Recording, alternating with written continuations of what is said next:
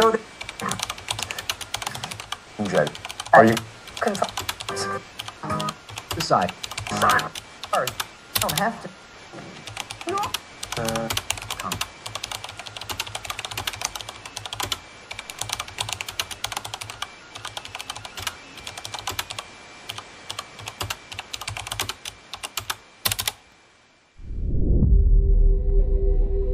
Isang issue na nararanasan ng bawat individual sa bawat lipunan. Paniniwala ng lipunan ang pagkakapantay-pantay at inklusyon ay importanteng aspeto sa mataguyod na kinabukasan. Ngunit paano kung ang lipunan ang mismong nagtatakwil sa iyo?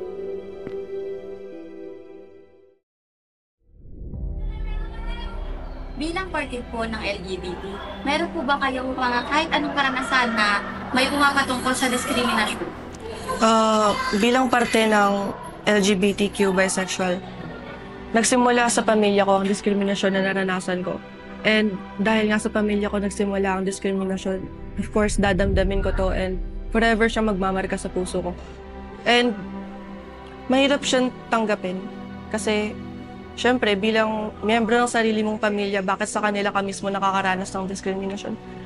Pero habang tumatagal, na-realize ko na bakit kailangan isipin yung sinasabi ng pamilya mo, pwede namang ikaw yung maging ikaw, maging sarili mo.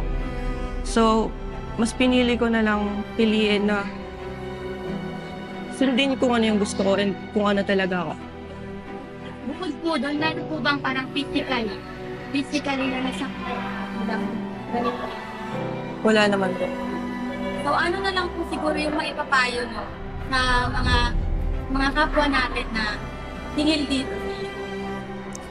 Kung ako yung tatanungin, ipapayo ko na lamang na bakit kailangan na sundin mo yung gusto nila na maging ikaw, kung pwede namang sundin mo na lang yung gusto mo na maging ikaw.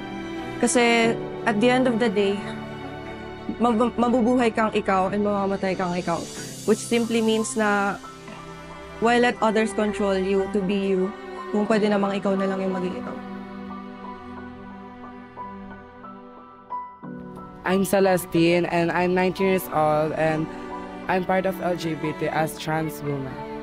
Ito po ang another question po. Ano po ba ang discrimination po na naranasan niyo po o na-encounter niyo po being part of LGBTQIA+, and paano niyo po ba iyon na overcome? Naranasan ko discrimination, lalo na sa aming paaralan is yung dress code at saka bullying. So, nangunguna na yung dress code, tapos ang mga teacher pa ang hindi pumapayag sa aming paaralan. Tapos, ang bullying, lagi ako nabubully sa aming paaralan, pero hinahayaan ko lang sila. Paano ko na-overcome yun? Dahil hindi ko sila nilalabanan at dinededma ko lang sila. Thank you po for your question. Thank you po for your answer. So, for the last question po, ano po ba ang maipapayo niyo po para mabigyan po ng awareness o kamalayan po yung iba upang maitigil po ang mga ganitong issue o yung mga ganito pong pangyayari? Ang katulad nga na sinabi ko kanina na hinahayaan ko lang sila. Tapos dapat sa ating ginagawa, lalo na sa ating lipunan, na alam natin na kung ano talaga ang nilalaman ng ating Soji Pills. Sana ayon-ayon ay mapasa. My name is Shane. My name is Arya. What is your age po and gender identity po? It's okay po if you're confused po or undecided pa. Age 16. 20. Hindi ba? Ang laki ng gap. Okay po. Yung sexual identity po is confused pa po kayo or undecided? Meron po ba sa inyong Na-confuse pa? Opo, or meron, or na-identify niyo na po kung ano po yung sexual or gender identity niyo po? Na ano na? Ikaw ba? Lesbian po. Lesbian. Okay po. So, ano po ba, next question po, ano po ba ang na-encounter niyo po na discrimination po as part of the LGBTQIA community? So, yung sa akin is, hindi siya tanggap ng family ko nung una. Kasi, ako lang yung hindi straight sa buong magkakapatid namin. And, nung una, hindi nila tanggap. Like, sinasabi nila sa akin na, tigilan mo yan, mali yan, magagalit sa'yo yung ate mo, papa mo. Pero, sa isip ko naman, parang, hindi siya mali para sa akin. Kasi, nagmamahal lang naman. Kasi, di ba, sabi naman sa atin ng Lord is hindi naman mali magmahal kung wala naman tayong maling ginagawa. Basta, sa isip ko lang nun, tinuloy ko pa rin siya kahit na sinabi nila sa akin, mali, stop mo yan, magagalit kami sa'yo, tatakot ka namin. Pero, hindi ko tinigil. Ganun.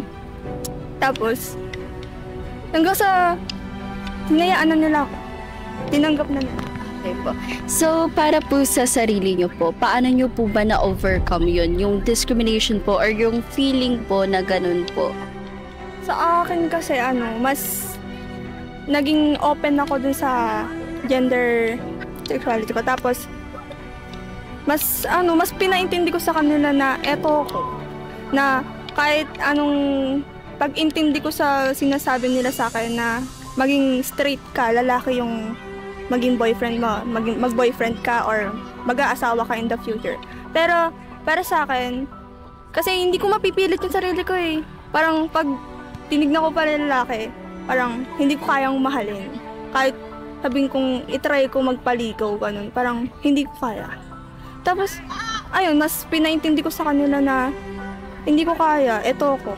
So, ayun, hanggang sa, tinanggap na lang din nila ako.